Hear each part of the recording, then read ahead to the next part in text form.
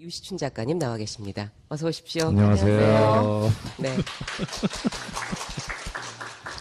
그 전지적 누나 시점 아주 멋져요. 객관적 시점을 견지하고 계신 작가로서의 시점을 보여주셨어요. 예. 네. 그 조금 전에 영상에서 나왔습니다만 우리 네. 저 유시춘 선생님 별명 있잖아요. 유나문이라고. 네. 네. 유시민이 나와도 문재인. 예.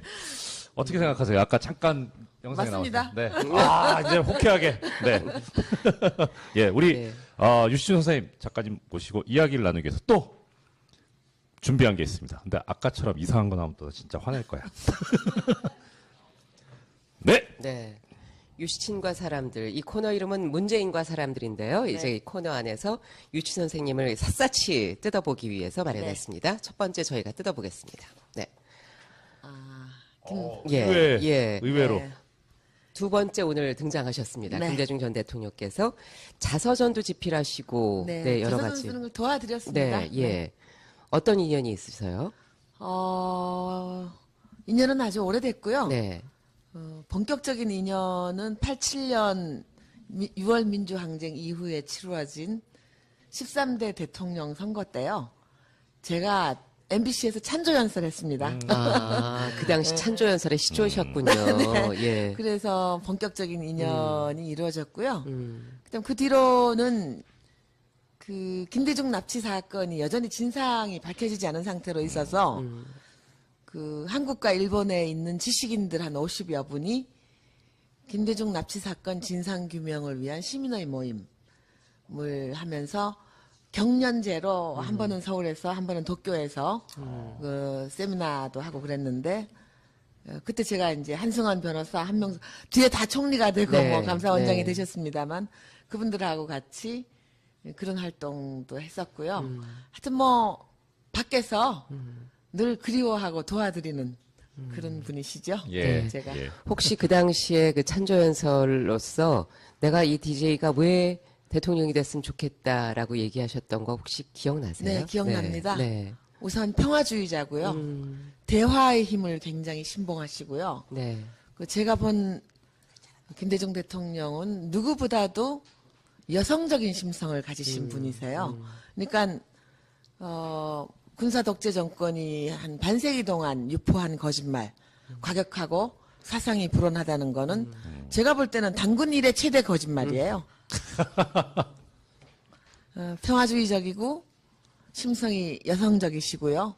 꽃과 새를 좋아하시고 그리고 무엇보다도 그 옥중에서 쓴 편지를 보면은 저는 수트를 보는 것 같아요. 수트. 네, 한 땀 한 땀 술을 넣듯이 수트. 예, 그 일주일에 한 번 허용된 봉합엽서에 원고지 거의 100매를 써넣는 그런 수트를 보는 그 사회학에서 굉장히 양성적인 인간을 온전한 인간의 형태로 보는데 굉장히 일상생활에서는 여성적인 심성과 자세를 가지고 계시되 또 이 가치와 지향은 매우 올곧고 강인한 그런 남성적인 어떤 면모를 가진 양성적 인간, 보기 드문 양성적 인간이 아닌가 싶습니다.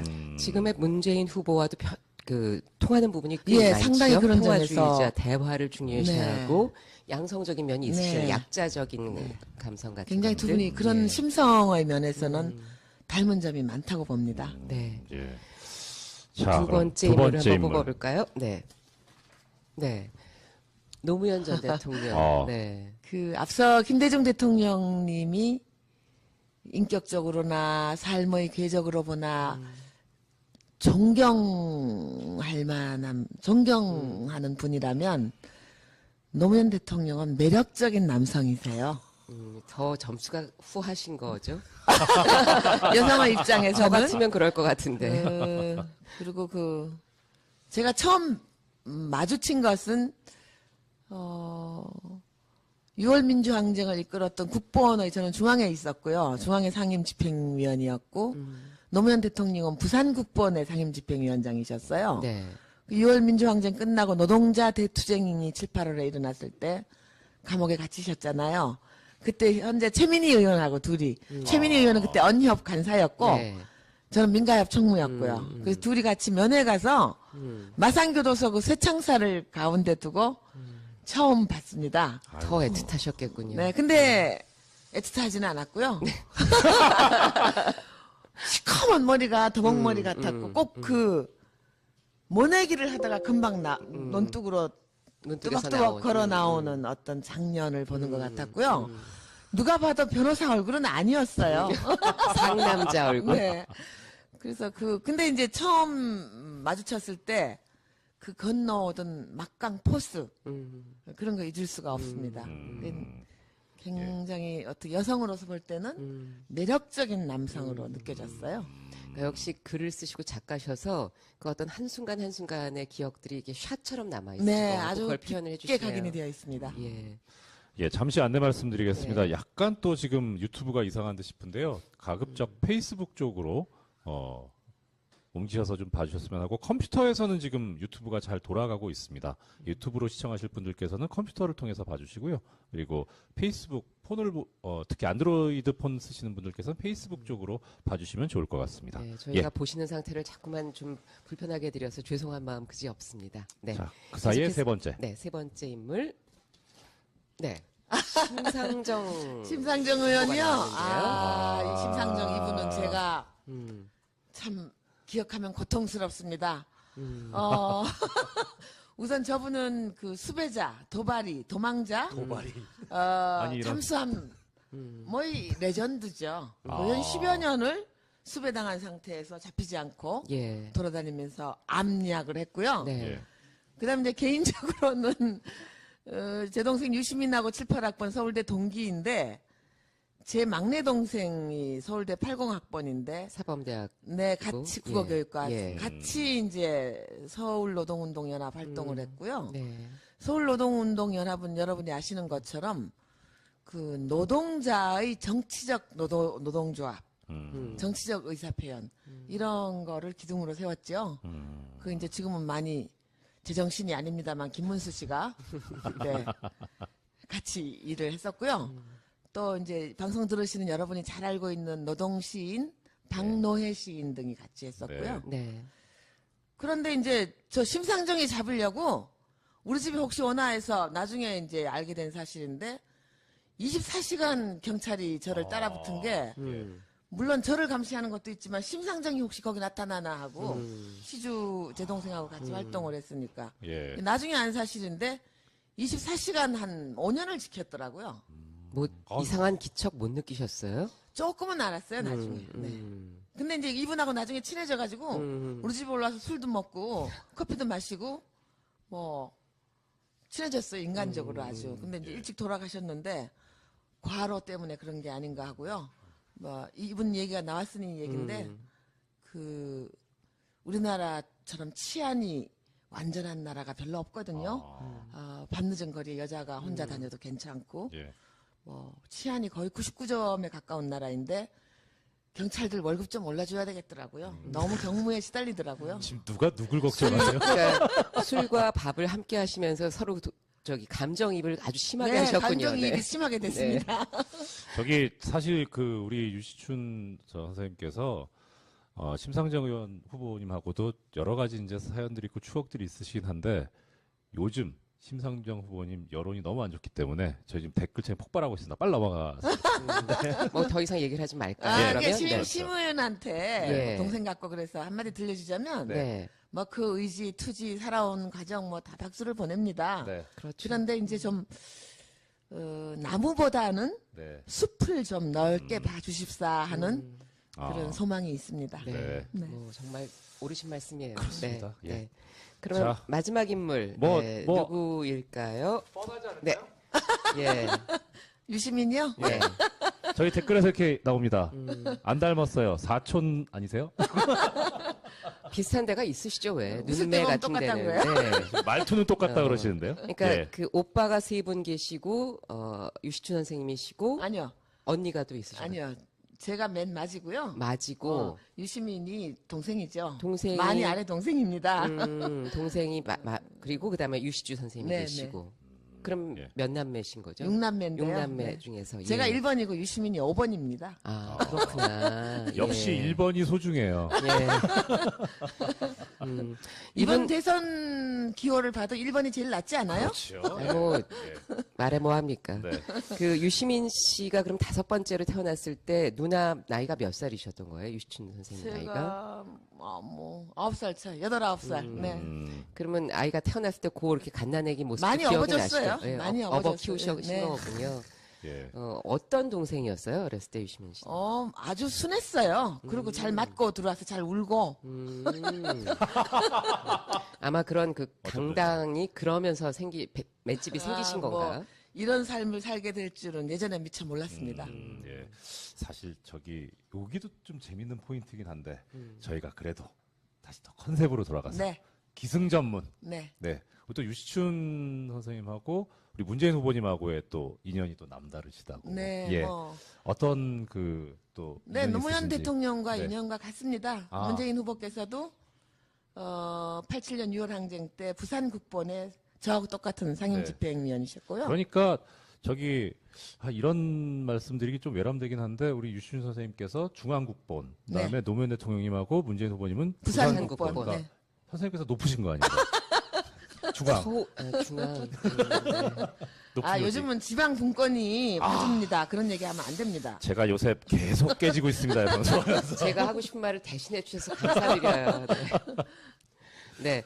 그런데 두 분의 정치적인 지향이 조금, 사실 유시민 씨하고 조금 얘기를 좀 더 이어가자면 예. 조금 다른 부분이 있으셨는데. 뭐 저희 형제들은요. 예.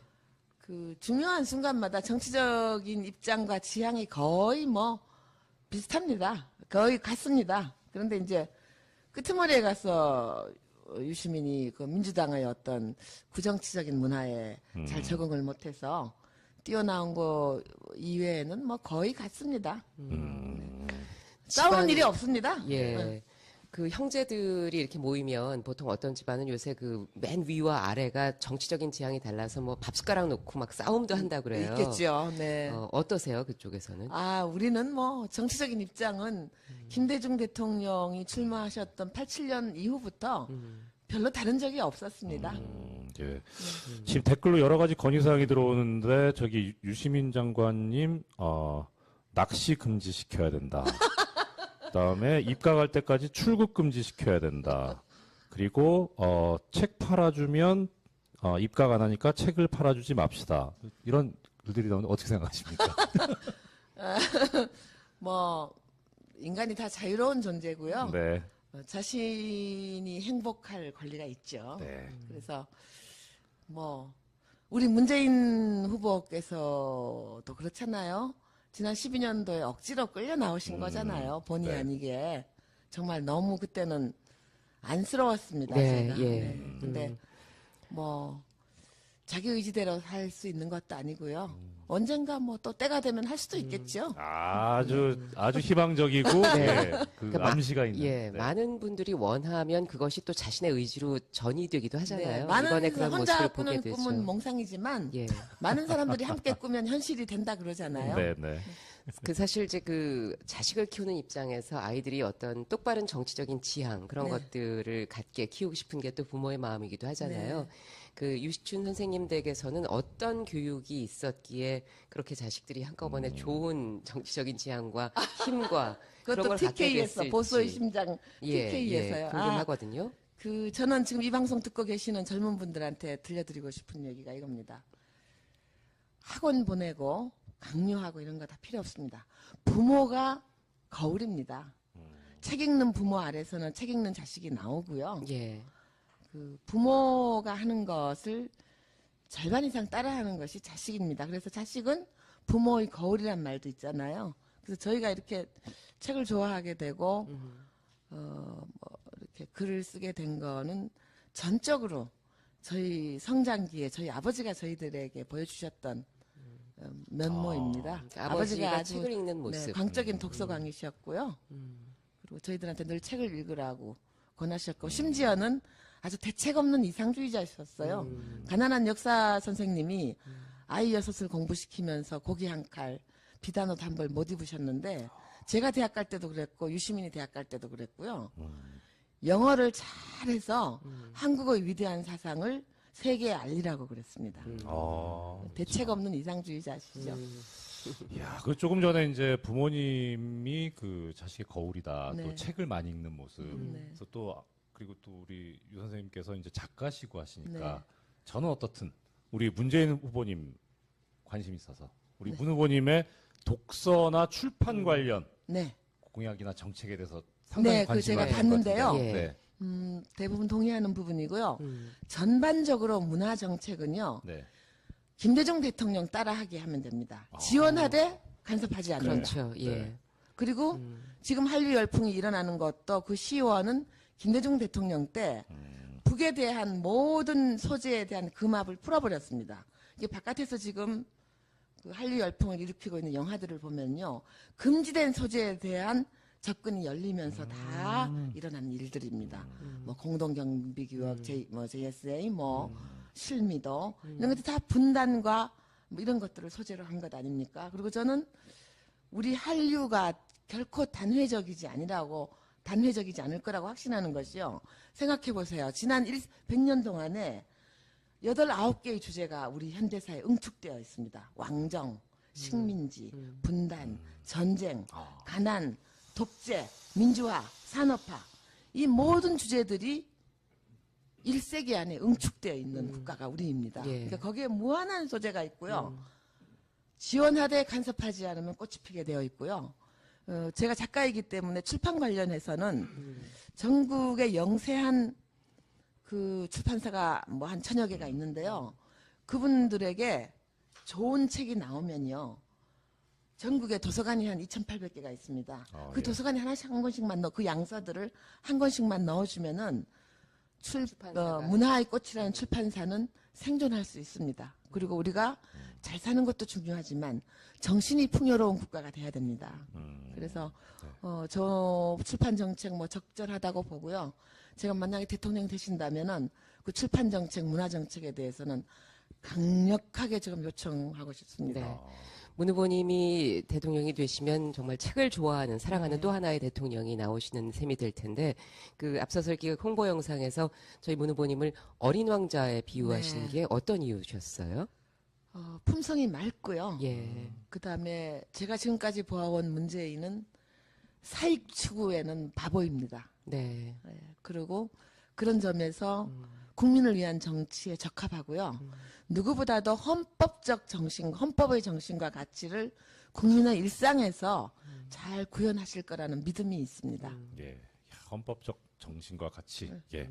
지금 뭐 댓글에서 저기 유시민 장관님하고 똑같다고 하시면서 저 유시춘 선생님을 총리로 보내자. 네. 저도 적극 동의합니다. 네. 자, 우리 책임지는 대통령 문재인을 5월 9일 밤에 만나기 위해서 우리는 이제 무엇을 해야 할지 네. 예, 말씀 부탁드립니다. 제가 노무현 재단 상임위원으로 있었어요. 예. 네. 지난번에 6월에 이해찬 총리, 도종환 의원 등과 함께 공부하러 미국에 한 달 갔다 왔습니다. 네. 미국의 훌륭한 대통령들의 기록관을 예, 보려고요. 예. 공부 많이 하고 왔습니다. 네. 그런 깜짝 놀라는 일이요. 루즈벨트 기념관에 갔더니 놀랍게도 enlightened citizen이 민주주의의 생명이란 말이 있었어요. 깨어있는 시민이 민주주의의 생명이다. 너무 놀랐습니다. 예, 그리고 많은 그러네요. 위안도 우리 얻었고요. 대통령께서 말씀하셨던. 그래서 여러분이 서 계시는 바로 그 자리에서 내가 할 수 있는 일. 이것이 바로 일상에서 우리가 민주주의 정신을 구현하는 것이 아니겠습니까? 서울 올 필요 없어요. 각자 서 있는 자리.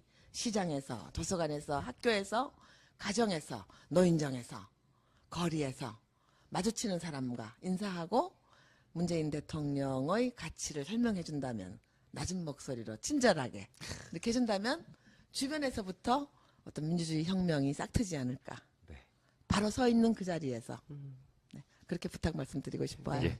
오늘 문재인과 사람들에서는 유시춘 작가님과 함께 말씀 나눠봤습니다. 5월 9일 그날 저희가 한번 다 같이 기쁘게 술 마실 수 있기를 기원해 보겠습니다. 고맙습니다. 한번 허용된 봉합엽서에 원고지 거의 100매를 써놓는 그런 수트를 보는 그 사회학에서 굉장히 양성적인 인간을 온전한 인간의 형태로 보는데 굉장히 일상생활에서는 여성적인 심성과 자세를 가지고 계시되 또 이 가치와 지향은 매우 올곧고 강인한 그런 남성적인 어떤 면모를 가진 양성적 인간, 보기 드문 양성적 인간이 아닌가 싶습니다. 지금의 문재인 후보와도 통하는 부분이 꽤 예, 많죠. 상당히 그런 평화주의자, 점에서. 대화를 중요시하고 양성적인 면이 있으시죠. 네. 약자적인 감성 같은 굉장히 두 것들. 분이 그런 예. 심성의 면에서는 들인데요. 이제 이 코너 안에서 유치 선생님을 샅샅이 뜯어보기 위해서 마련했습니다. 첫 번째 저희가 뜯어보겠습니다. 네. 예. 의외로. 네. 두 번째 오늘 등장하셨습니다. 네. 김대중 전 대통령께서 자서전도 집필하시고 네, 여러 자서전 가지. 쓰는 걸 도와드렸습니다. 네, 예. 어떤 인연이 있으세요? 인연은 아주 오래됐고요. 네. 본격적인 인연은 87년 6월 민주항쟁 이후에 치루어진 13대 대통령 선거 때요. 제가 MBC에서 찬조연설 했습니다. 그 당시 찬조연설의 시조셨군요. 예. 그래서 본격적인 인연이 이루어졌고요. 그다음 그 뒤로는 그겁니다. 네. 우선 평화주의자고요. 대화의 힘을 굉장히 신봉하시고요. 네. 제가 본 김대중 대통령은 누구보다도 여성적인 심성을 가지신 분이세요. 그러니까 군사 독재 정권이 한 반세기 동안 유포한 거짓말, 과격하고 사상이 불온하다는 거는 제가 볼 때는 단군 일의 최대 거짓말이에요. 평화주의적이고 심성이 여성적이시고요. 꽃과 새를 좋아하시고 그리고 무엇보다도 그 옥중에서 쓴 편지를 보면은 저는 수트를 보는 것 같아요. 수트. 네, 한 땀 한 땀 술을 넣듯이. 수트. 예, 그 일주일에 그 김대중 납치 사건이 여전히 진상이 밝혀지지 않은 상태로 있어서 그 한국과 일본에 있는 지식인들 한 50여 분이 김대중 납치 사건 진상 규명을 위한 시민의 모임을 하면서 경연제로 한 번은 서울에서 한 번은 도쿄에서 그 세미나도 하고 그랬는데 그때 제가 이제 한승환 변호사 한 명 뒤에 다 총리가 되고 네, 뭐 감사원장이 네. 되셨습니다만 그분들하고 같이 그런 활동도 했었고요.